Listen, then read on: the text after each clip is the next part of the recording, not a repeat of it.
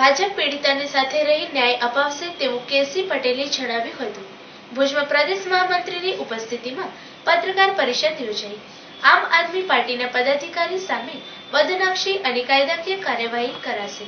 પીડિતાને ફરિયાદમાં સંપૂર્ણ સહયોગ આપ્યો હોવાની વાત કરતા વિનોદ ચાવડા સમગ્ર રાજ્યમાં હાહાકાર મચાવનાર નલિયા સામૂહિક દુષ્કર્મ કાંડમાં વિપક્ષો દ્વારા જે રાજકીય સ્વરૂપ આપવામાં આવી રહ્યો છે, ખાસ કરીને વિપક્ષો દ્વારા તાજેતરમાં કલેક્ટરને પાઠવેલા આવેદનપત્રમાં આ કાંડમાં ધારાસભ્ય, સાંસદ અને વર્તમાન મંત્રીના નામનો જે ઉલ્લેખ કરવામાં આવ્યો છે તે બાબતે ભાજપના પ્રદેશ મહામંત્રી કેસી પટેલે આજરોજ ભુજ જિલ્લા ભાજપ કાર્યાલય ખાતે યોજેલ એક પત્રકાર પરિષદમાં તદ્દન વાહિયાત વાત ગણાવી હતી અને ભાજપ પીડિતાની સંપૂર્ણ સાથે હોવાનું બયાન આપ્યું હતું। પ્રદેશ મહામંત્રી કેસી પટેલે એમ પણ જણાવ્યું હતું કે પીડિતાને સંપૂર્ણપણે પોલીસ રક્ષણ આપવામાં આવી રહ્યું છે। સાથોસાથ સરકાર દ્વારા તેમને વળતર મળે તે દિશામાં પણ પ્રયત્નો હાથ ધરવામાં આવ્યા છે। આ સામૂહિક દુષ્કર્મ કાંડમાં જેના નામો ખુલ્યા છે તે ભાજપના 4 પદાધિકારીઓને પક્ષે સસ્પેન્ડ કરી દીધા છે। હજુ પણ આગળની તપાસ દરમિયાન જો કોઈ અન્ય નામો બહાર આવશે તો તેમની સામે પક્ષ પગલાં લેતા જરાય નહીં અચકાય તેવો સ્પષ્ટ મત વ્યક્ત કર્યો હતો। આજરોજ યોજવામાં આવેલ પત્રકાર પરિષદમાં પ્રદેશ મહામંત્રી કેસી પટેલની સાથે જિલ્લા ભાજપ પ્રમુખ કેશુભાઈ પટેલ, સાંસદ વિનોદ ચાવડા, ધારાસભ્ય ડોક્ટર નીમાબેન આચાર્ય, પંકજ મહેતા, રમેશ મહેશ્વરી, તારાચંદ છેડા, પૂર્વ ધારાસભ્ય જયંતિભાઈ ભાનુશાલી અને જિલ્લા પંચાયતના અધ્યક્ષ કૌશલ્યાબેન માધાપરિયા વગેરે ઉપસ્થિત રહ્યા હતા। આ તકે પ્રદેશ મહામંત્રી કેસી પટેલે પત્રકારોના પ્રશ્નોના જવાબ આપતા જણાવ્યું હતું કે ખાસ કરીને અત્યંત નિમ્ન કક્ષાનો રાજકારણ ખેલી ગુજરાતમાં પગપેસારો કરવા મથતી આમ આદમી પાર્ટી દ્વારા જે નામો ઉછાળવામાં આવ્યા છે ત્યારે આમ આદમી પાર્ટીના જવાબદાર હોદ્દેદારો સામે ભાજપ દ્વારા બદનક્ષીનો કેસ દાખલ કરી કાયદાકીય કાર્યવાહી કરવામાં આવશે તેવો સ્પષ્ટ મત વ્યક્ત કર્યો હતો। ભારતીય જનતા પાર્ટી આ જ્યારથી આ નલિયામાં પીડિતાની FIR થઈ ત્યારથી જ પાર્ટી તરીકે આમાં સંડોવાયેલા હોય એવા કોઈ પણ કાર્યકર્તા અથવા તો વ્યક્તિ એને વધુમાં વધુ કડક કાર્યવાહી, વધુમાં વધુ સજા થાય અને પીડિતાએ જે મેજિસ્ટ્રેટ સમક્ષ CRPC 164 મુજબનું જે નિવેદન આપ્યું છે અને નિવેદનમાં જે 9 લોકોના નામો આપ્યા છે એ 9 લોકો ઉપર કાયદેસરની કાર્યવાહી થાય। એ પૈકી 4 લોકો ભારતીય જનતા પાર્ટીની જવાબદારીમાં હતા, એમને તાત્કાલિક સસ્પેન્ડ કરવામાં આવ્યા છે અને આવી કોઈ પણ નાનામાં નાનો કાર્યકર્તા હોય કે કોઈ પણ વ્યક્તિ હોય આવા કૃત્ય સાથે સંકળાયેલો હોય અને ભારતીય જનતા પાર્ટી સાંખી લેવાના મતમાં નથી। આમ આદમી પાર્ટી એના કાર્યકર્તાઓએ ફરિયાદો કરી છે અને એના ધારાસભ્યો, એના મંત્રીઓ આજે પણ જેલમાં છે।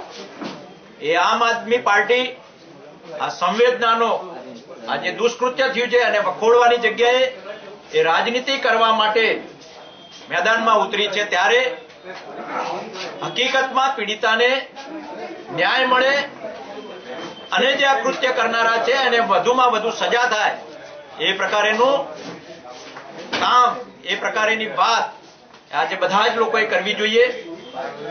કચ્છ હોય કે ગુજરાતનો વિકાસ અને શાંતિ એને દોડવા માટે પોતાની ક્ષુલ્લક રાજનીતિ કરવા માટે કોંગ્રેસ અને આમ આદમી પાર્ટી એ પીડિતાની સંવેદના અથવા તો પીડિતાને ન્યાય મળે એની જગ્યાએ એ આજે આ આખા કેસનો દુરુપયોગ કરીને કેમ કરીને શાંતિ ડોળાય, વિકાસ અવરોધાય એ માટેના કામ કરી રહી છે, એને વખોડી કાઢીએ છીએ। કચ્છ ભાજપ જિલ્લાના અધ્યક્ષ કેશુભાઈએ અરજી પણ આપી દીધી છે, FIR નોંધવા માટેનું પણ એમને કાલે રૂબરૂ જઈને કહ્યું છે અને એ પ્રકારે એની તપાસ ચાલુ છે અને એક તાત્કાલિક એમાં પણ અમે સજાગ છીએ અને કહીએ છીએ કે આવું ફરજી કાર્ડ કોને બનાવ્યું, કોના દ્વારા બનાવવામાં આવ્યું, કોને આનો ઉપયોગ કર્યો, કોને આનો દુરુપયોગ કર્યો, તો એના માટે પણ અમારા પ્રમુખશ્રીએ FIR કરવા માટેની પણ પોતે સામે જઈને એની અરજી આપી છે। કોઈ પણ આવું દુષ્કૃત્ય થાય એ સંવેદના જ છે કોઈ પણ બેન દીકરી હોય એના ઉપર જ્યારે પણ જાતીય સતામણી થાય અથવા તો કંઈ પણ દુષ્કૃત્ય થાય તો એ સંવેદનાનો જ વિષય છે. એને જે દુઃખ પહોંચ્યું હોય, એને જે તકલીફ થઈ હોય, એની સામે એને જે હેરાન કરવા વાળા હોય અથવા તો દુષ્કૃત્ય કરવા વાળા હોય એના ઉપર કડકમાં કડક સજા લેવી જોઈએ. આપની પણ જે વાત છે એમાં હું મારો સૂર પુરાવું છું અને કડકમાં કડક એક્શન લેવી જોઈએ. આમાં સળગતા લાકડા કે એવો કોઈ વિષય નથી, સંવેદનાનો જ વિષય નથી. અમારી કાર્યકર્તા નથી, અમારા રજીસ્ટરમાં નથી, અમારા અપેક્ષિતમાં નથી. અને એવે કોઈ વ્યક્તિને જે કાર્યકર્તા ના હોય એમને અપેક્ષિત અમે રાખ્યા ના હોય એટલે અપેક્ષિત નહોતી અને એ કાર્યક્રમમાં પણ અમારા અભ્યાસ વર્ગમાં પણ નહોતી. હું ડેમેજ કંટ્રોલ માટે નથી આવ્યો. હું એક પાર્ટી, આ ઉત્તર ઝોન છે, ઉત્તર ઝોનના મારા ઝોનમાં, ઉત્તર ઝોનમાં કચ્છ આવે છે અને એટલા માટે મારો અવારનવાર અહીંયા કાર્યક્રમ પ્રવાસ પણ હોય છે. અને જ્યારે આવો વિષય હોય ત્યારે બધા જ કાર્યકર્તાઓ, આગેવાનોને મળીને, આપ સૌને મળીને સાચી વાત આપના માધ્યમથી પહોંચાડવા માટે હું આવ્યો. આ તકે સાંસદ વિનોદ ચાવડાએ પૂર્ણ વિશ્વાસ સાથે પત્રકારોને જણાવ્યું હતું કે ટૂંક સમયમાં આ પ્રકરણમાં દૂધનું દૂધ અને પાણીનું પાણી થઈ જશે. વધુમાં તેમણે એમ પણ જણાવ્યું હતું કે પીડિતાને ન્યાય મળે તે માટે અગાઉ તેમના વકીલ અને પોલીસ વડાને મેં મારા હોદ્દાની રૂએ ભલામણ કરી સહયોગ આપ્યો હતો અને પોલીસ ફરિયાદ કરવા માટે પીડિતાને પ્રેરક બળ આપ્યું હતું. આ સત્ય વાતને વિપક્ષો રાજકીય ઇસ્યુ બનાવે તે અત્યંત નબળી કક્ષાનું રાજકારણ છે અને કાયદાકીય કાર્યવાહી કરવાનો મત વ્યક્ત કર્યો હતો. આમ આદમી પાર્ટીના પ્રદેશના કોઈ વડાએ સીધે સીધું મારું નામ અને અમારા બે અન્ય પ્રદેશના સરકારના મંત્રીશ્રી અને સ્થાનિક ધારાસભ્યોનું નામ લીધેલ છે.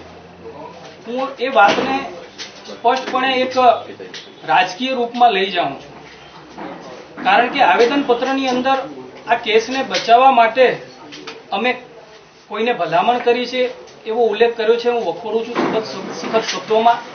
અને જે બહેને મારા નામનો ઉપયોગ કર્યો છે એની સામે પણ હું અને અમારા આગેવાનો કાયદાકીય પગલાં લેવાના છે.